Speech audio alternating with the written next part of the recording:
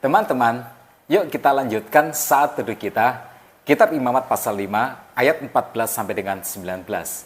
Nas ini diawali dengan firman Tuhan kepada Musa di ayat yang ke-15, apabila seseorang berubah setia dan tidak sengaja berbuat dosa dalam sesuatu hal kudus yang dipersembahkan kepada Tuhan, maka haruslah ia mempersembahkan kepada Tuhan sebagai tebusan salahnya seekor domba jantan yang tidak bercela dari kambing domba, dinilai menurut sikal perak, yakni menurut sikal kudus, menjadi korban penebus salah.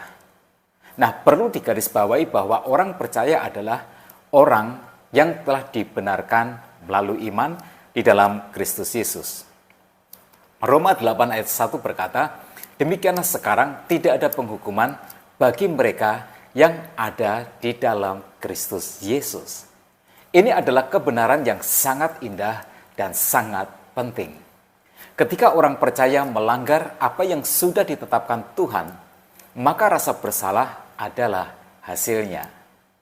Bagi orang yang memiliki hati nurani, maka rasa bersalah adalah beban yang sangat berat.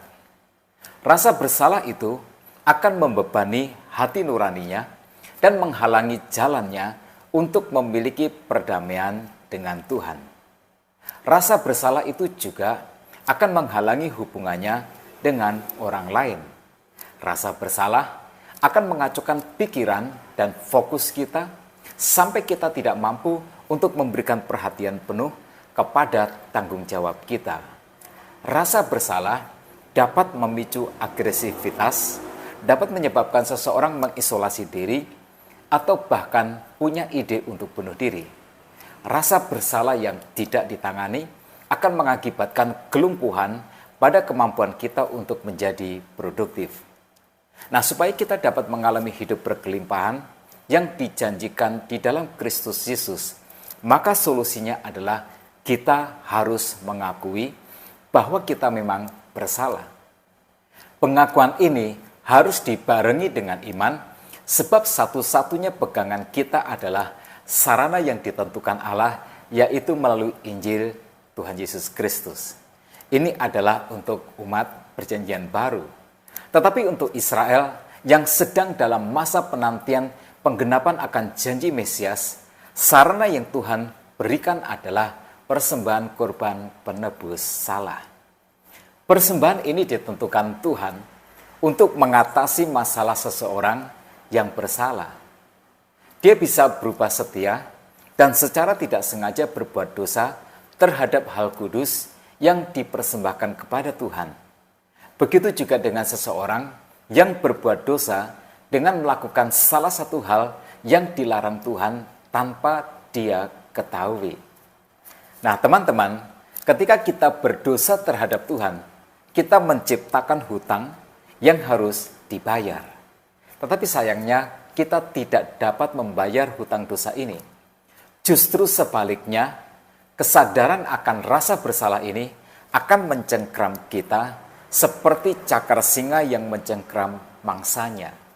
Tetapi puji kepada Tuhan, Tuhan menyediakan pengganti. Hutang moral umat percaya yang melakukan dosa dipindahkan kepada pengganti. Pengganti itu adalah seekor domba jantan yang tidak bercela. Seperti pada semua sistem kurban di dalam perjanjian lama, maka kurban penghapus dosa ini adalah bayangan yang menunjuk kepada Tuhan Yesus. Kurban pengganti yang sempurna yang dijanjikan Allah sejak manusia jatuh ke dalam dosa. Rasul Paulus di dalam 2 Korintus pasal 5 ayat 21 menjelaskan, Dia yang tidak mengenal dosa telah dibuatnya menjadi dosa karena kita, supaya dalam Dia kita dibenarkan oleh Allah. Nah, hasil dari persembahan kurban ini adalah kita dibenarkan oleh Allah. Jadi doktrin pembenaran berakar pada masalah hukum bahwa kesalahan memiliki konsekuensi hukuman. Doktrin pembenaran mengajarkan bahwa kita dibenarkan bukan untuk menjadikan orang percaya yang benar, Bukan. Doktrin pembenaran mengajarkan bahwa kita dibenarkan di hadapan Allah. Nah, posisi orang percaya di hadapan Tuhan dipandang sama benarnya dengan Yesus. Oleh karena itu, mereka yang telah dibenarkan bebas dari hukuman Allah atas kesalahan mereka. Semua itu terjadi karena Yesus sudah menanggung hukuman bagi mereka yang bersalah. Jika ada orang yang bertanya, apakah orang percaya bisa berbuat salah? Nah, tentu bisa. Itu sebabnya kitab suci penuh dengan nasihat dan teguran supaya kita jangan berbuat dosa, supaya kita berhenti dari berbuat dosa. Periksalah banyak ayat di dalam kitab suci, lalu kita akan dibawa pada kesimpulan bahwa kita adalah orang berdosa yang diampuni dosanya. Jadi keadaan kita sebagai orang suci adalah karena pengampunan, tetapi sekaligus juga kita adalah orang yang berdosa. Nah, ingatlah bahwa orang percaya diselamatkan oleh iman, bukan oleh perbuatan. Perbuatannya tetaplah perbuatan yang bisa berdosa. Nah, yang perlu diperhatikan dari ayat 15 sampai dengan 19 adalah tanggung jawab si pendosa. Dia harus bertobat, dia harus menanggung kesalahannya, dia harus mempersembahkan korban penghapus dosa, dia harus menjalani semua proses untuk didamaikan dengan Allah. Ya, Allah adalah Allah yang maha suci, sedangkan manusia sudah jatuh ke dalam dosa, sehingga manusia akan terus-menerus melanggar hukum Tuhan. Maka tidak heran jika Daud pun berkata dalam Mazmur 130 ayat 3 dan ayat yang keempat, jika engkau ya Tuhan mengingat-ingat kesalahan-kesalahan Tuhan, siapakah yang dapat tahan? Tetapi padamu ada pengampunan.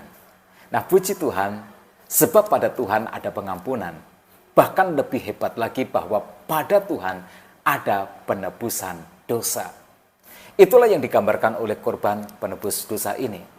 Sekarang, bagaimanakah kita menyikapi dosa? Nah, yang pertama tentu saja adalah pertobatan.